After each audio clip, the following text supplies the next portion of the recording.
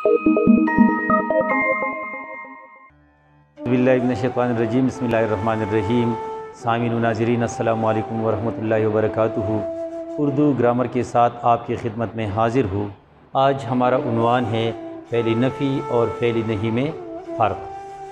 इससे पहले हमने फ़ेल की तारीफ़ ये की थी कि वो कलमा जिसमें किसी काम का करना, होना या सहना किसी ज़माने में पाया जाए उसे फ़ेल कहते हैं। मसलन जाती है, पड़ी थी, कह लेंगे वग़ैरह। ये याद रखिए कि फ़ेल के लिए ज़माना ज़रूरी है। अगर इसमें ज़माना ना हो तो फिर वो फ़ेल नहीं हो सकता। आज एक अहम बात और एक अहम वीडियो इस हवाले से कर रहा हूँ कि फ़ेल नफ़ी और फ़ेल नहीं में लोग अक्सर फ़र्क नहीं करते।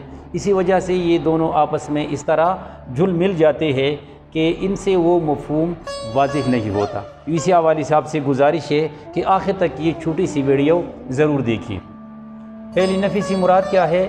वो कलमा जिसमें किसी काम के न करने का ज़िक्र हो, यानी इसमें इस तरह होता है कि ये काम नहीं होता तो इसे कहते हैं फ़ेल नफ़ी। मसलन आप देखिए, वो स्कूल नहीं जाता। अब देखिए यहाँ पर है नहीं जाता, यानी उसकी स्कूल न जाने का ज़िक्र है इसमें।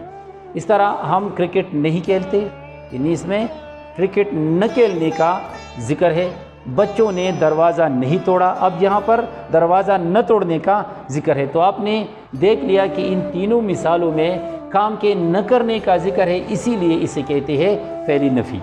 फ़ेल नहीं से मुराद क्या है?